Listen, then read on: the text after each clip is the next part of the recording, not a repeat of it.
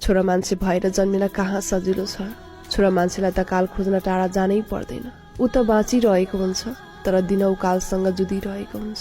कहिले श्रीमतीको दिनभरको किचकिच, कहिले छोराछोरीको तिरस्कार र बेवास्ता, कहिले आफ्नै आमा बुबाकै भेदभाव र नबुझेको माया। काँधमा ऋणको भारी जसले उसको मुटु कुञ्चिन्छ, तर उसले केही भन्न सक्दैन। दिनभरको कामले ऊ थाकेको हुन्छ, तर बोल्दैन, रुन्छ भित्रभित्रै। किनकि छोरा मान्छे रुनु हुँदैन भन्ने यो समाजमा आँसु देखाउनै सक्दैन। उसले मुस्कान देखाउँछ ताकि घर चलिरहोस्, तर उसलाई त ठिक छस् भनेर कसैले सोध्दैन। उसको प्रेमको बलिदान हो, उसले केही माग्दैन। उसको शक्ति सहनशीलता हो, उसले कसैलाई दोष दिँदैन। आशा, सपना र अस्तित्वसँगै ऊ भित्र हराउँदै गएको हुन्छ। कहिलेकाहीँ ऊ चुप लाग्छ किनकि बोल्न थकाइ लाग्छ, कहिलेकाहीँ ऊ हाँस्छ किनकि उसँग रुने समय नै हुँदैन। छोरा मान्छे भएर जन्मिन कहाँ सजिलो रहेछ र।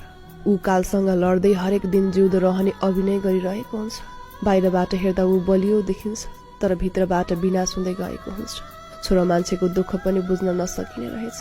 उसले न आफ्नो आमासँग अङ्गालो हालेर आफ्नो दुःख सुनाउन सक्छ, न आफ्नो बुबासँग गला लगाएर शान्ति पाउन सक्छ। भित्रभित्र टुट्दै छरपष्ट हुँदै जान्छ, तर पनि आफ्नो साथीहरूसँग खालठट्टा हाँसी मजाक गर्दै गरेको देखिन्छ।